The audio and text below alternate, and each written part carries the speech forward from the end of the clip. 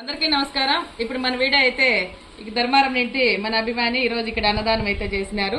ఒకసారి మాట్లాడుతుంది విందాం. హలో అండి, నా పేరు శ్రవంతి. నేను ధర్మవరం నుంచి వచ్చాను. ఇక్కడ ఈ వృద్ధాశ్రమం వచ్చేసి గోరెంట్ల మండలం చింతమాన్పల్లి అనమాట. ఇది మనకి మెయిన్ రోడ్కి దగ్గరలోనే ఉంది, హైవేలో.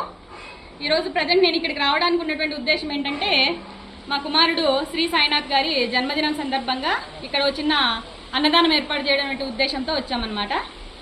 అక్క యూట్యూబ్ ఛానల్లో పెట్టేటటువంటి వీడియోస్ చూసి ఇన్స్పైర్ అయ్యి నేనంటూ నాకు ఒక రోజు వెళ్ళి చేయాలని అనిపించింది. ఫర్ ద ఎనీ అకేషన్ ఏదైనా ఉంటే బాగుండి అనిపించింది. బట్ ఈరోజు అదే ఒక శుభదినం అనమాట, బర్త్డేనే. సో ఇక్కడికి వచ్చిన తర్వాత వాళ్ళు చాలా బాగా చూసుకుంటున్నారు. అసలు ఒక మదర్ లాగా ట్రీట్ చేస్తున్నారు. భోజనాలు కూడా బాగా చేస్తున్నారు. ఎవ్రీడే ఇదే ఉంటుంది అని చెప్పారు. నేను వాళ్ళ రివ్యూస్ కనుక్కున్నాను. సో ఒక అమ్మలాగా ట్రీట్ చేసి అందరికీ ఒక తల్లి అయినందుకు నిజంగా చాలా హ్యాపీగా ఉంది. సో ఇదే కాదు, ఇంకా ఇంతకుముందు ఇంకా ఏమైనా ఇలాంటివి ఉంటే కూడా నా వంతు ఖచ్చితంగా నేను చేస్తాను. బర్త్డే సెలబ్రేషన్స్ ఇలాంటివన్నీ కూడా మామూలుగా కేక్ కటింగ్స్ ఇవి చేసుకొని ఒక రోజులో అయిపోతాయి. దానివల్ల ఏం ఉపయోగం ఉండదు, నిరుపయోగాలే ఉంటాయి. ఇలాంటి వాళ్ళకి అన్నదానం చేయడం వల్ల కూడా మన యొక్క ఏమైనా మనకంటూ ఒక పుణ్యం అనేది ఉంటుంది అని నేను అనుకుంటున్నాను.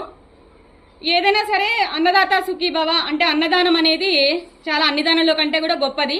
అలాంటి దానాన్ని ఇవాళ నేను చేసినందుకు నిజంగా చాలా హ్యాపీగా అనిపిస్తుంది నాకు. సో ఈ అవకాశం నేను ఇంతమంది భోజనం పెట్టడానికి నాకు ఒక అవకాశం వచ్చినందుకు నిజంగా నేను చాలా హ్యాపీగా ఉన్నాను. Thank you.